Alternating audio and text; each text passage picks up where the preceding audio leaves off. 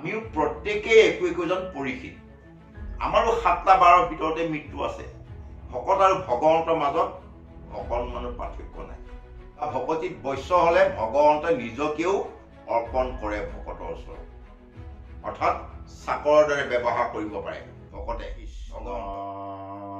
শংকৰ গুৰু হৰি ৰাম জাগ যোগ যজ্ঞ কৰি দুখ পাইলো মাত্ৰ, আবে কহি উপমহা ভাগৱত শাস্ত্ৰ। কৃষ্ণ কথা ইটো অমিতটো কৰি স্বাদ, শুনো সুত শোক পৰিষিতৰ সম্বাদ। যাৰ ঘোঁৰা চলে আতি আকাশৰ পথে, সসাগৰা পৃথিৱী যি নীলায়ে কেৰথে। জম্বুদ্বীপপতি পৰিষিত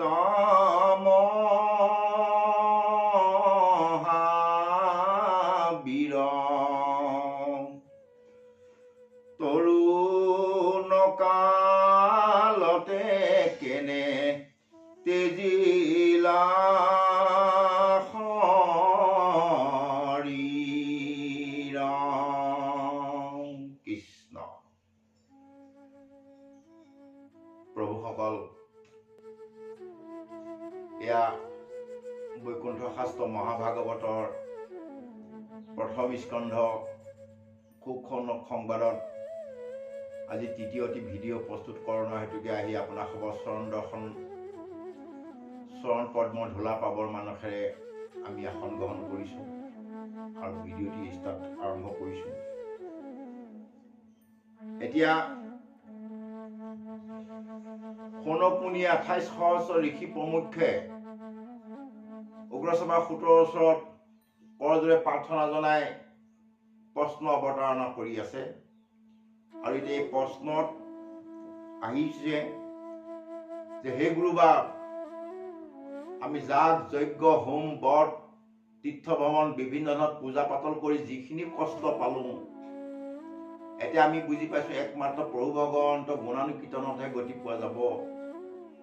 সেয়েহে আমি ইয়াত কৈছে যে কৃষ্ণ কথা ইটো অমিতটো কৰি স্বাদ, শুনো সুত শোক পৰিষিতৰ সম্বাদ। কৃষ্ণ প্ৰভু ভগৱন্ত গুণানুকীৰ্তনত যিটো ফল পোৱা যায়, বাকী কোনো ধৰ্মতে বা কোনো কৰ্মতে সেই ফলটো পোৱা নাযায় বুলি ঋষিসকলে অনুভৱ কৰিব পাৰিছে বা জানিছে। এয়া ঋষিসকলে 28 সহস্ৰ ঋষি সৌনককে প্ৰমুখ কৰি মহা বেদজ্ঞ পণ্ডিতসকলৰ মত প্ৰকাশ কৰিছে ভাগৱতত। এতিয়া সেয়েহে আমাক সৌনকমুনিয়ে অনুৰোধ কৰিছে উগ্ৰসভা সূতক যে হে গুৰুবাব, আপুনি আমাক সুন্দৰভাৱে প্ৰভু ভগৱন্ত গুণানুকীৰ্তন শুনোৱাওক, আৰু সেই প্ৰভু ভগৱন্ত গুণানুকীৰ্তনৰ মাধ্যমতে অৰ্থাৎ শুকদেৱেনো পৰীক্ষিতক কেনেভাৱে কি কি কথা শুনোৱাইছিল তেওঁলোকৰ মাজত হোৱা কথোপকথনখিনি আমাক প্ৰকাশ কৰক। তাৰপিছতে কৈছে ইয়াত যে যিজন নেকি পৰীক্ষিত,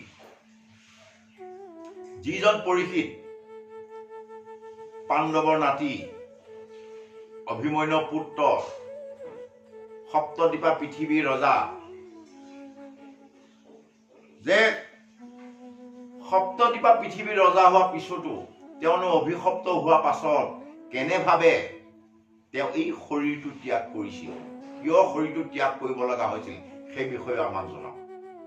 অৰ্থাৎ সেই সৌনককে প্ৰমুখ কৰি 28 সহস্ৰ ঋষিয়ে জানিবলৈ বিচৰা চলেৰে বৈকুণ্ঠ শাস্ত্ৰ মহাভাগৱতে আমাক কৈ আছে যিজন পৰীক্ষিতে নেকি সপ্তদ্বীপা পৃথিৱীৰ ৰজা হোৱা পিছতো তেওঁ মৃত্যু তৰণৰ উপায় একমাত্ৰ বিচাৰি পালেগৈ হৰিনাম, ঈশ্বৰৰ নামৰ বাহিৰে মৃত্যু তৰা উপায় বা মানে মৃত্যু যন্ত্ৰণাৰ পৰা ৰক্ষা পাব অন্য কোনো উপায় নাই বুলি মহাৰজা, মহাজ্ঞানী, মহাভকত পাণ্ডৱৰ নাতি পৰীক্ষিত অভিমন্যু পুত্ৰ কৃষ্ণ প্ৰভু ভগৱন্ত নাতি অৰ্থাৎ ভাগিনীয়েকৰ পুতে সুভদ্ৰা নাতি হোৱা স্বত্তেও সেই পৰীক্ষিত ৰজাই ভগৱন্ত গুণানুকীৰ্তনীয় খুলিবৰ কাৰণে ইচ্ছা প্ৰকাশ কৰিলে।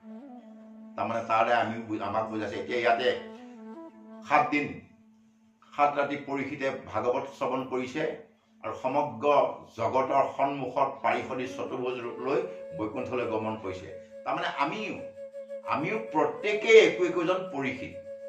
আমাৰো 7টা বাৰৰ ভিতৰতে মৃত্যু আছে।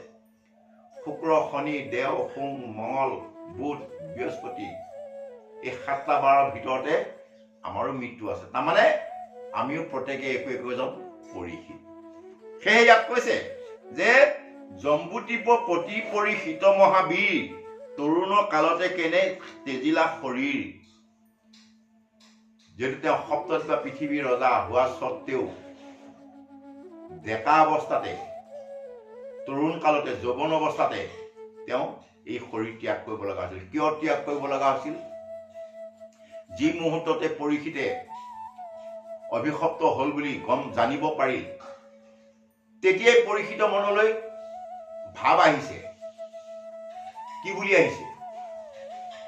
ভাৱটো আহিছে যে আজি যেনিবা মই মহাৰাজ অৰ্থাৎ সপ্তদ্বীপা পৃথিৱীৰ ৰজা হোৱা পিছত মোৰ ওচৰত অৰ্থাৎ পৰীক্ষিতৰ ওচৰত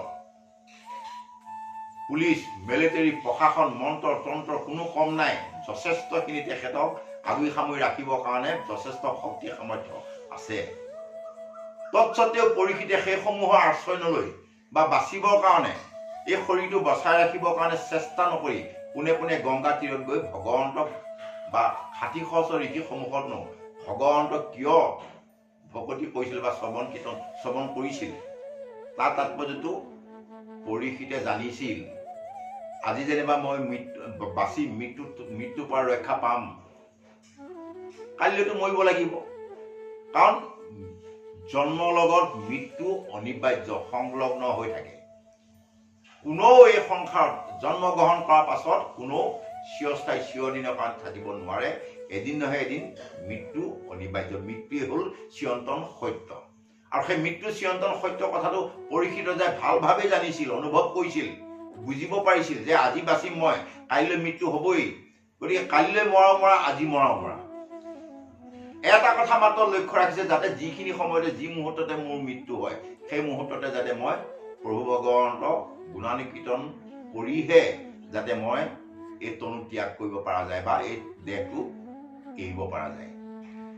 তাৰমানে ভাগৱতে পৰীক্ষিতৰ জৰিয়তে ভাগৱতে আমাক কৈছে যে আমিও মৃত্যুটো অনিবাৰ্য আছে। মৃত্যু আজি নহয় কাইলৈ নহয় পৰহিলৈ, কোনোবা এদিন আগ কোনোবা এদিন পাছ, মৃত্যু অনিবাৰ্য। গতিকে সেই মৃত্যু তৰিবৰ কাৰণে বা সেই মৃত্যু তৰিবৰ কাৰণে মৃত্যুটো হোৱাটো অনিবাৰ্য। গতিকে মৃত্যু তৰাৰ ব্যৱস্থাটোহে আমাক অনুসন্ধান কৰিব দিছে। আমি সেই মৃত্যু তৰাৰ ব্যৱস্থাটো ক'ত পাম? সেই টেবলেটটো, সেই ঔষধটো বা সেই মন্ত্ৰকণ ক'ত আছে? একমাত্ৰ প্ৰভু ভগৱন্ত গুণানুকীৰ্তনত আছে। আৰু ঠিক তেনেভাৱে আমাক গুৰুজনাই কৈছিল, গুৰুজনে সুন্দৰভাৱে আমাক প্ৰকাশ কৰিছে। হৰিচৰণত শৰণ লৈলো এই হৰি নাৰায়ণ, মানৱী জনম সফল কৰিলো এই হৰি নাৰায়ণ। অৰ্থাৎ প্ৰভু ভগৱন্ত চৰণত শৰণ লৈ ভগৱন্ত কৃতকৰ্মখিনি কৰিলেহে আমাৰ মানৱী জনমটো সফল হ'ব। বাকী আমি যিমানেই যি নকৰিলো, যিমানেই বহুত ধন টকা পইচা নঘটিলো, যিমানেই মান সন্মান নঘটিলো, যদিহে ভকতি কৰা নাই বা ঈশ্বৰৰ চৰণত শৰণ লৈ আমাৰ মানৱী জনম সফল কৰা যিটো মূল উদ্দেশ্য আমাক আধ্যাত্মিক তত্ত্বত বা ভাগৱতে কৈছে যে মানৱী জনম সফল হোৱা মাত্ৰ এটাই উপায় আছে, সেইটোৱে হ'ল প্ৰভু ভগৱন্তৰ চৰণত শৰণ লৈ ভগৱন্তৰ কৃপা পাত্ৰ হ'ব লাগিব। আৰু সেইটো তেতিয়াহে হ'ব ভগৱন্তৰ চৰণত ভকতসকলৰ সংগত বৈকুণ্ঠ শাস্ত্ৰ মহাভাগৱত শ্ৰৱণ আৰু কীৰ্তন কৰিব লাগিব। তাৰ বাহিৰে অন্য কোনো মানৱী জনম সফল কৰাৰ কোনো উপায় নাই। আমাক ভাগৱতে কোৱা নাই বা কোনো শাস্ত্ৰই কোৱা নাই। মানৱী জনম সফল কৰা সেইটোৱে মাত্ৰ উপায়। আহক তাৰপিছত আমাক ভাগৱতে কি বুলি কৈছে, অৰ্থাৎ শৌনক মুনিয়েনো শুকদেৱৰ উগ্ৰসভা সূত্ৰৰ পৰা কি জানিব বিচাৰিছে আমি ভাগৱতৰ পৰা জানো।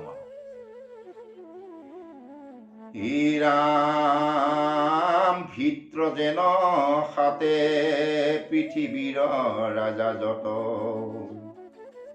কৃষ্ণত ভকত তেন্তে মহাভাগৱত হৰি স্মৰি কিজিমতে কৰিলাতনো ত্যাগ কহিও তাহানে জন্ম সুত মহাভাগ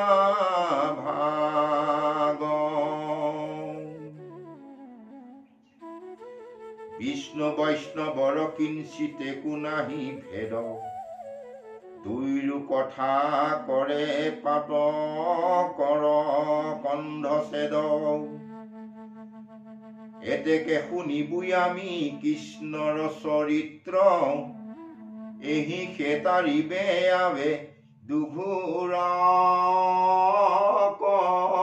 কলিত প্ৰভুসকল শৌনক মুনিয়ে 28 সহস্ৰ ঋষিকে প্ৰমুখ্য কৰি উগ্ৰসভা সূত্ৰৰ পৰা জানিব বিচাৰিছে অৰ্থাৎ প্ৰশ্ন কৰিছে যে এই গুৰুবা যে যিজন ৰজাৰ ওচৰত যিজন ৰজা ৰাজ্যৰ সমস্ত জগতৰ বিভিন্ন ধৰণৰ কৰতলপী ৰজাসকলে চাকৰ দৰে যাৰ চৰণ সেৱা কৰি থাকে বা যাৰ আজ্ঞা পালন কৰে যাৰ আজ্ঞা মানে সেইজন ৰজা যে আৰু সেই ৰজাজন আৰু এটা গুণ আছে কৃষ্ণত ভকত অৰ্থাৎ ভগৱন্ত প্ৰভু একান্ত দাস কিয় দাস যেটা আপোনালোকে সকলোৱে জানে পাণ্ডৱে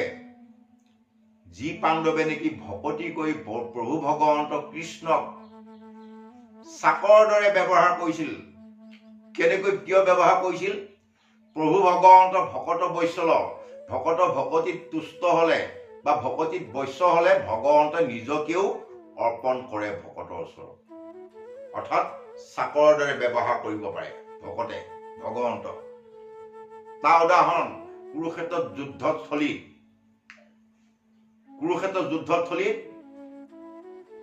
অৰ্জুনৰ ৰথৰ সাৰথি হৈছিল কৃষ্ণ প্ৰভু ভগৱন্ত যিজন নেকি তিনি তলিকৰ নাথ মালিক অধিপতি যাৰ এটা চুটকিভৰ সময়ত ইংগিতত এই সংসাৰ স্বজন পালন আৰু লয় পৰলয় হ'ব পাৰে সেই ভগৱন্তকো কি কৈছিল অৰ্জুনে ভকতি বলত বৈশ্য কৰি নিজৰ ঘোঁৰা ৰথৰ সাৰথি বনাই লৈছিল আৰু সেই সাৰথি বনাই লোৱা অৰ্থাৎ যুদ্ধস্থলীত অৰ্জুনে ধনুষৰ ধৰি যোদ্ধা হৈ শত্ৰুক নাশ কৰিছিল আৰু অৰ্জুনে যি আজ্ঞা কৰিছিল কৃষ্ণক যে হেৰা মাধৱ মোৰ ৰথখন তুমি পূব পিনে লৈ যোৱা লগতে আজ্ঞাকাৰী ভিত্ৰৰ দৰে কৃষ্ণই সেই ৰথখন ঘোঁৰা লাকাম টানি চাবুকেৰে কোবাই পূব পিনে ৰথখন লৈ গৈছিল চাকৰকহে আজ্ঞা কৰে অৰ্জুনে কৃষ্ণক চাকৰ দৰে ব্যৱহাৰ কৰিছে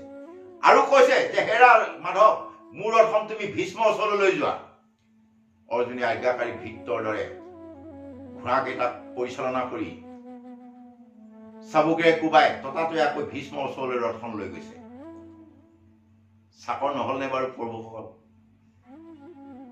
কিয় কৰিব পাৰিছে সেয়া ভকতৰ বৈশ্যল অৰ্থাৎ ভকতৰ ভকতিত তুষ্ট হলে ভগৱন্তই নিজকেও অৰ্পণ কৰে নিজকেও ভকতৰ চৰণত অৰ্পণ কৰে সেই তেনেভাৱে এতিয়া ইয়াত কি বুলি কৈছে যে যিজন নেকি ৰজা পৰীক্ষিত সেই ৰজাজনে সমস্ত ৰাজ্যখনত তেওঁ কৰতলপী ৰজাসকলকো চাকৰ দৰে বৈশ্য কৰিব পাৰিছিল সেই ৰজাজনো কিয় এনেভাৱে শাপত পৰিব লগা হৈছিল বা তৰুণ কালতে কিয় মৃত্যু হ'ব লগা হৈছিল সেই বিষয়েও আমাক জনাওক আৰু প্ৰশ্ন কৰিছে ইয়াত কি বুলি কৈছে যে হৰিস্মৰি কৰিলা তনু ত্যাগ কহিও তাহানে জন্ম সুত মহাভাগ যিজন পৰীক্ষিতে নেকি ভগৱন্তক স্মৰণ কৰি ভগৱন্তৰ নাম প্ৰকাশ কৰি সমস্ত জগতৰ সন্মুখত 60 সহস্ৰ মহা বেদজ্ঞ ঋষিসকল আছিল সমস্ত জগতে তৰ্তকে চকু মেলি চাই আছিল সেই সকলৰ সন্মুখত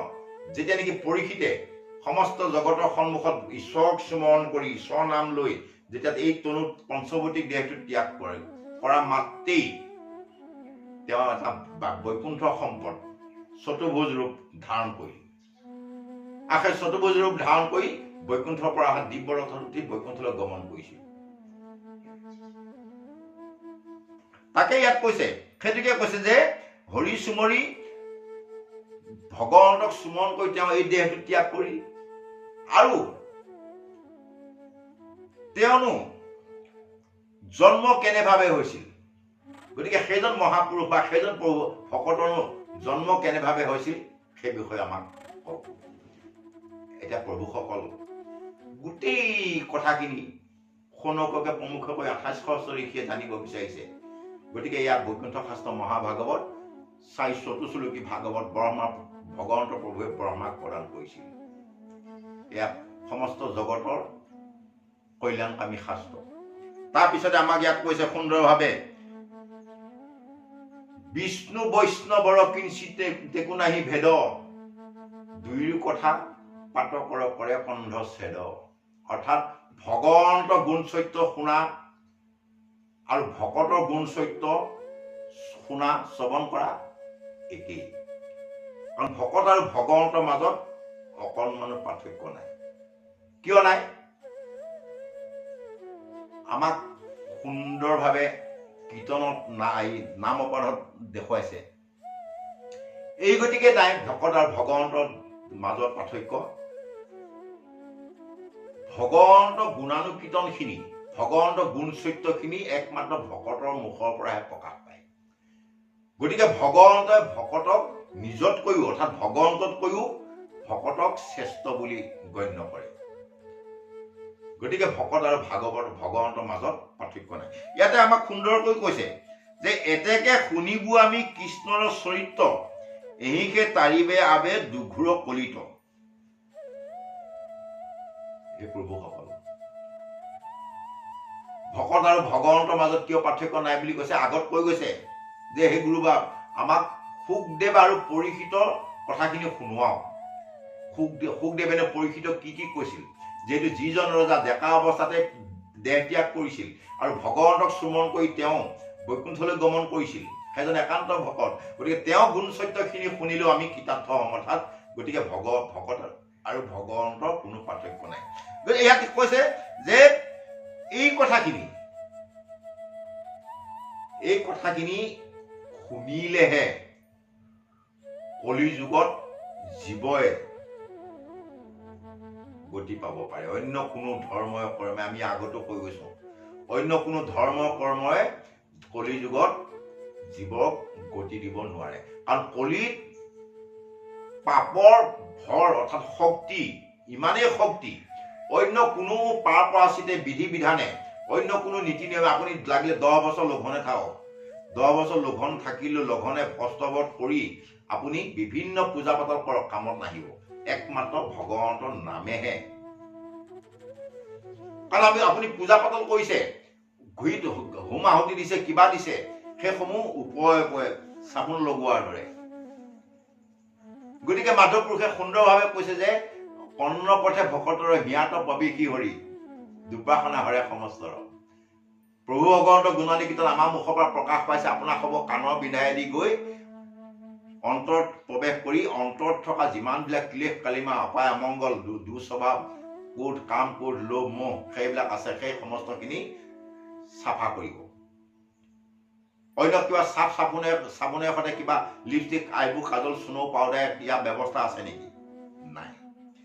গতিকে একমাত্ৰ কৃষ্ণ কথা শ্ৰৱণেহে ইয়াত আমাক যে মানে এহিকে তাৰিবে আবে দুঘূৰ কলিত, যে দুঘূৰ কলিত এই গুণানুকীৰ্তনেহে আমাক তৰাই নিব পাৰিব।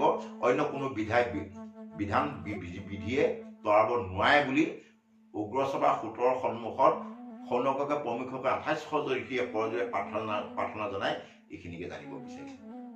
এতিয়া সেই প্ৰভুসকল, এয়া বৈকুণ্ঠ শাস্ত্ৰ মহাভাগৱত আমি মাত্ৰ পদৰ বন্ধেহে ব্যাখ্যা আগবঢ়াইছো। পদৰ বন্ধে ব্যাখ্যা আগবঢ়াইছো। এই গতিকে আৰু পৰিপাটি গৈ এপেনৰ পৰা চিৰিয়েলি বাই, কাৰণ আমি ভাগৱত শুনিছো, আমাৰ মাজত ভাগৱত প্ৰচলিত আছে। আমাৰ আজু কাকা দিনৰ পৰা, বহুত দিনৰ পৰা এই ভাগৱত চলি আছে। আজি কোনোবা এটা আধা পঢ়িলে, কিবা এটা সেৱাত, কিবা এটা উৎসৱত পঢ়িল, কাইলৈ ক'ৰবাত শুনিলোঁ, পৰিপাটিকৈ শুনাটো আমাৰ সম্ভৱ নহয়। গতিকে আমি ব্যৱস্থাটো লৈছোঁ কি, আমাৰ চেনেলৰ জৰিয়তে আপোনাসবক আমি যাতে পৰিপাটি কৰি পদৰ মতে পদেনো কি জনাব বিচাৰিছে আমাক বা কি বুজাব বিচাৰিছে সেই বিষয়খিনিকে আমি জনোৱা এটা ব্যৱস্থাৰ মাধ্যমেৰে আমি আমাৰ চেনেলটোত চেষ্টা এটা চলাইছোঁ। আৰু ইয়াৰ যদি আপোনাসবক কিবা বুজিব লগা থাকে, সুধিব লগা থাকে, কমেণ্ট কৰি আমাক সুধিব পাৰে। হৈ যোৱা ভুল ত্ৰুটি মাৰ্জনা বিচাৰি আমি সবাৰ চৰণত কৰজে প্ৰাৰ্থনা জনাই আজি ভিডিঅ'টি আমি ইমানতে বিৰাম দিব বিচাৰিছোঁ। কৃষ্ণ।